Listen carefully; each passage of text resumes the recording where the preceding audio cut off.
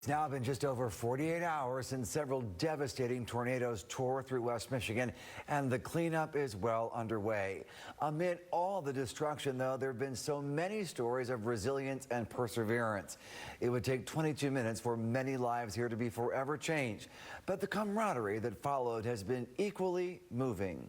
Tonight, News Channel 3's Nate Brown is joining us in studio. And Nate, you met a man who's seen this kind of destruction before and just knew he had to help. Yeah, that's right, Andy. Communities coming together in the wake of the first ever declared tornado emergency in the state of Michigan. And it's not just those from West Michigan who've taken notice or taken action. Life changed suddenly Tuesday for those who call Oak Brook Estates home. People were outside grabbing each other, hugging each other, saying, "Thank you, God, you're alive, we're here." With many of those homes now needing plenty of work. Needs a new roof and new siding. And the damage was obvious. Pulled in, I wasn't here but 30 minutes, and I saw a need. Even to those who don't call Southwest Michigan home themselves. And I'm like, you know what, this is where I'm going. And that's exactly what Rudy Yoder did, making his way from Millersburg, Indiana. The community isn't just the people that live here. To prepare food for the victims and first responders of the tornado that ripped Portage apart. You know, I come from an hour from here, and I can do my part by, I may not have a crew to come clean up, but I can cook some food for the folks here, and that's what I want to do.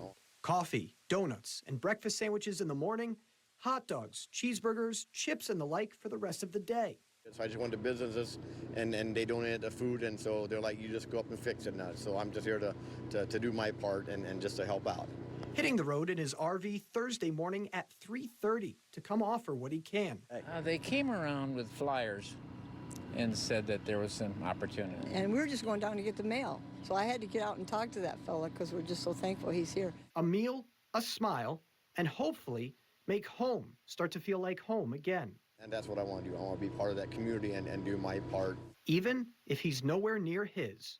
I want to inspire others to do the same thing, because that's what we do, is we help each other.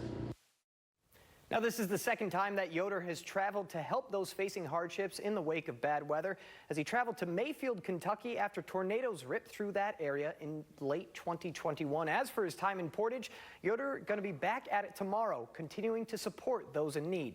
Live in studio, Nate Brown, News Channel 3. All right, Nate, thanks. There have been so many good Samaritans offering help during such desperate hours, and several disaster relief agencies are doing what they can. The Salvation Army of Kalamazoo is among those. They've been out and about offering food and water to those affected, and they've helped provide hygiene essentials like shower facilities for those who've been displaced by the EF2 tornado that tore through Portage. That's why it's important for those who were hit by the tornado to self-report, so that office knows where the most affected areas are, so we can get our mobile canteens into those areas to serve food and hydration, to make sure people are assisted and get what they need at this time. The Salvation Army, we like to say hope is on the way, and that's what we're here for, to give back to the community in times like this. And whether it's a cold cup of water, hot cup of coffee, someone to hug, someone to pray with, that's what we're here for, to do that. And we'll be here till the end. As long as the community needs us to serve, we're here to do that. And the Salvation Army will have 2 mobile sites at Pavilion Estates and Oak Brook Estates open from 10 a.m. to 7 p.m. until no longer needed, and a 3rd Rover site that will be traveling around to different locations in Portage, offering further aid wherever it's needed. We're getting some new aerial footage into our newsroom of the devastation caused by Tuesday's tornadoes. Michigan State Police released this video over Portage that shows the extent of the destruction. Portage was hit, of course, especially hard by now a confirmed EF2 tornado, we know, with winds reaching speeds of up to 135 miles an hour. And tonight, new photos before and after the tornado hit.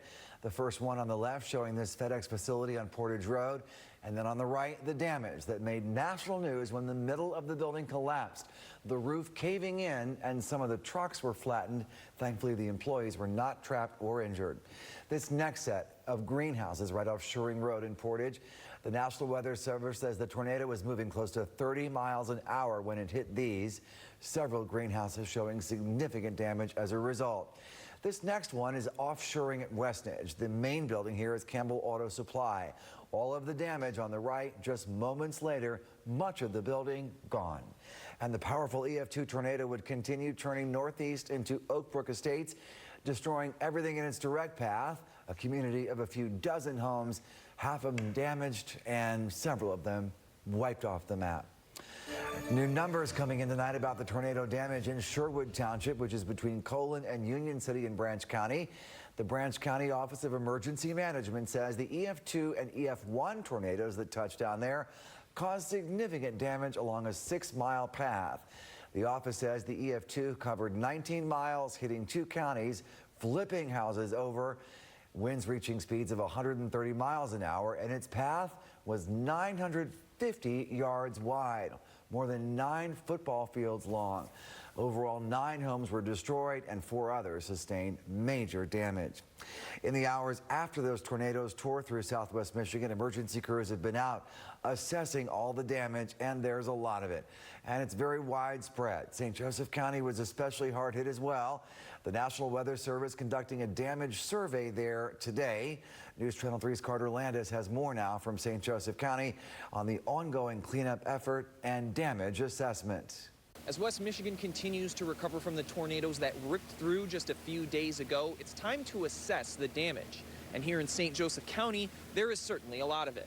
Susan Hammond's home was once surrounded with trees and all kinds of plants. After Tuesday's storms, they're left with only remnants of branches in the yard and trees that look like toothpicks. People always commented how beautiful our yard was. In fact, our neighbor across the road just told me last week that we had the prettiest yard around.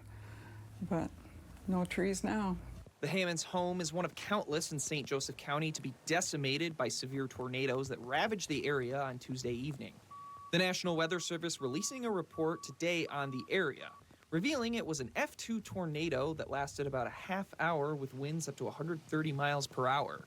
Many people left without power, having to use generators. St. Joseph County Undersheriff Jason Bingaman reminding people to be safe when operating a generator. We just want to remind the public to be safe about that, to make sure that we're at least 20 feet away from any structures or any air outlets coming into the buildings, so that we don't have any other incidents as it relates to power outages and the use of the generators. St. Joseph County Emergency Manager Erin Goff conducting her own damage survey of Nottawa Gas Company. The building collapsed, crushing vehicles underneath. Goff explaining the process of damage assessment. The reason we do these damage assessments is to find out where most of the damage has occurred. We find out what the needs are of that section of the community, and then we try to direct the right resources that way. The very first thing we did was life safety, that we want to make sure that everybody's okay, accounted for, all of that, and then we kind of work towards those recovery efforts. The strong sense of community helping people through the recovery process. A lot of people supporting, hugs, prayers, so that's what gets you through it. While the damage is significant and widespread throughout St. Joseph County, Goff says she has complete confidence in the community's ability to rebuild because of their resilient spirit. In Centerville, Carter Landis, News Channel 3. Other states are also recovering from severe weather this week. Other states having tornadoes touching down. Tornadoes have been reported somewhere every day lately, leaving devastating paths of destruction. This morning, officials in Tennessee confirmed 3 people had died after tornadoes tore through that state and neighboring North Carolina. Now that line of severe weather is moving further south, increasing the threat of downpours, hail, and flooding. The National Weather Service warns the system will continue into tomorrow with its sights set on eastern Texas, Louisiana, and central Mississippi, as well as parts of Alabama and Georgia. Police in Portage say they've caught 2 teens who they suspect were stealing items from a storm-ravaged business in Portage. Public safety officials say last night about 9:30 they found an 18-year-old from Galesburg and a teen girl from Kalamazoo in the 2000 block of West Center at the strip mall at the corner of Oakland and Center that Tuesday's tornado destroyed. The businesses there included Pizza Hut, Jude's Barber Shop, and Treehouse Vape and Smoke Cafe. And this is just some of the video that we captured of the utter devastation in that area. Police say the teens had been in the building and were in possession of items taken from a business there.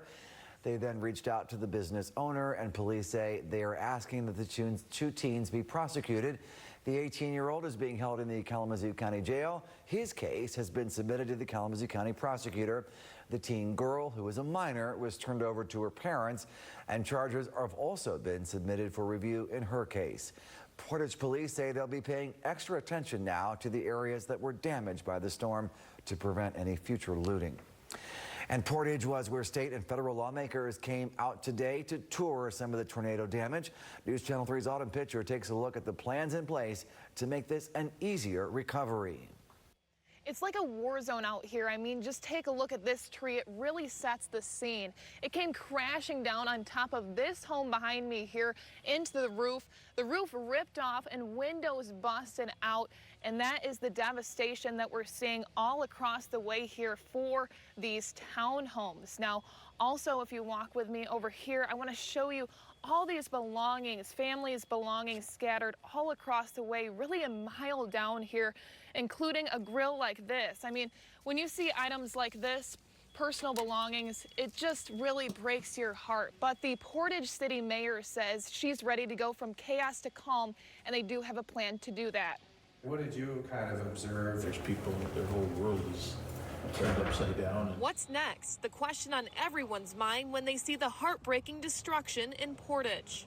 We've been spending years making sure we're checking all the boxes. Today, U.S. and state representatives meet with city officials and local law enforcement with hopes to figure it all out. They're going to go through the process. U.S. Representative Bill Huizenga and State Representative Matt Hall joining state police today, hitting the ground running, touring Greenspire Apartments, an area that saw the brunt of the force. It's unbelievable to see all the trees down, all the houses that were destroyed. We've got a lot of work to do, both at the state and the federal level, to help clean this up.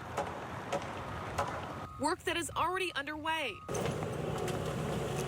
A Bobcat doing some heavy lifting at Timber Creek townhomes where dozens of residents were displaced. A good chunk of everything is gone. Andrea Williams had to move in with a family member after the tornado struck her building.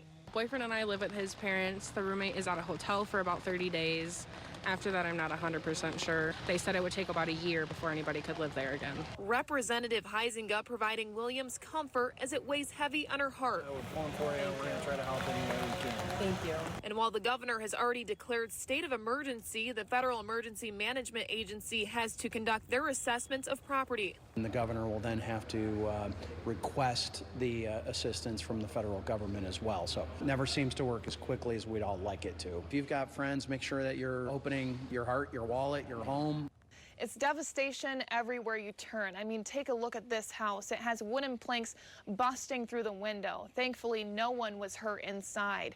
Now, representatives today also handed out toiletries at Pavilion Estates. I did ask Representative Huizenga why he chose to do that at this mobile home park, and he tells me because these people don't remotely have the resources they need, especially now that their homes are gone. Now, we do know from the city mayor today as well that the White House also reached out to Portage to see how they could help as well. In Portage, Autumn Pitcher, News Channel 3.